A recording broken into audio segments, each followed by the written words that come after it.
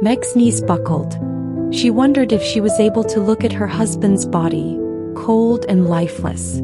Sarah tried to suppress the tears that fought to stream down her face. She turned her gaze from the door and stared up the stairs. She wondered how a man who seemed to have his own demons could be so kind-hearted, unassuming, and trusting her alone in his house.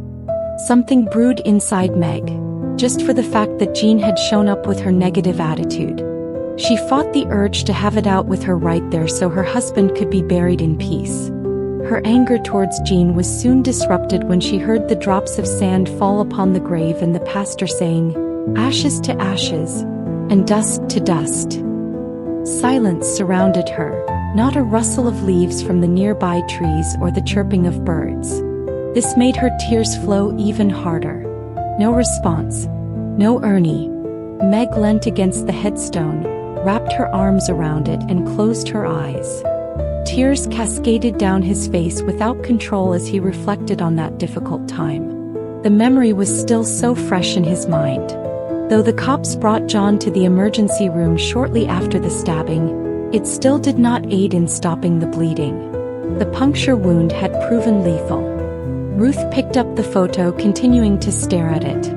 A multitude of emotions began to hit her all at once, and her heart rate increased.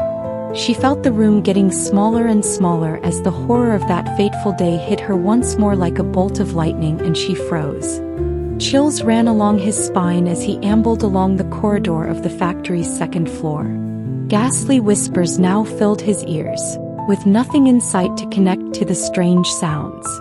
Brady wondered if the ghosts of his past had returned to rob him of the new beginning he so longed for. What emotional quote has touched you deeply? Share in the comments below. If you enjoyed this video, please consider subscribing to my channel for more book quotes that will stir your emotions and inspire you. And can you also give this video a like so others can find it and enjoy it as you have?